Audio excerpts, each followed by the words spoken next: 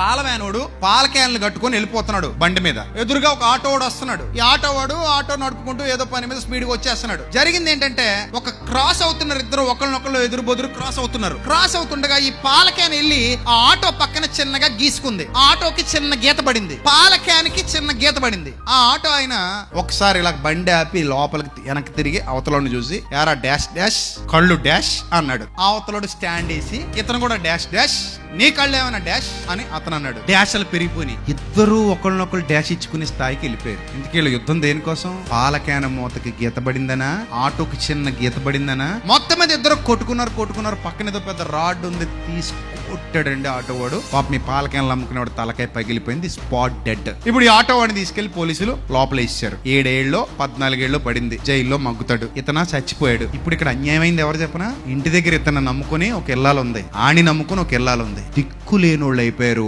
ఒక్క క్షణం ఆగడం వల్ల. నేను మౌనంగా ఉండే, సారీలే బ్రదర్ తప్పైపోయింది, ఆటోకు పెయింట్ ఏం చేస్తాను బాబు, తప్పైపోయింది నాయన, బూతులు ఆడక నాయన, నాదే పొరపాటురా నాయన, చూసుకోలేదు అని ఇతనే అనేసాడు అనుకోండి, తల పగిలేదా? తప్పెత్తుంది కాదు అనుకుందాం కాసేపు, తప్పెత్తుంది కాదు, అయినా కూడా నాదే తప్పంటే అక్కడ ఏమైనా కోట్లు పోయేది ఉందా? చిన్నదాన్ని భూతద్దాల దాకా తీసుకెళ్లి ప్రాణాల మీదకి తెచ్చుకుంటున్న మూర్ఖుల తరం పెరిగిపోతోంది. ఆ మూర్ఖులు తగ్గాలి, మూర్ఖత్వం తగ్గాలి. అర్థమైందా? దానివల్ల ప్రయోజనం ఉండదు.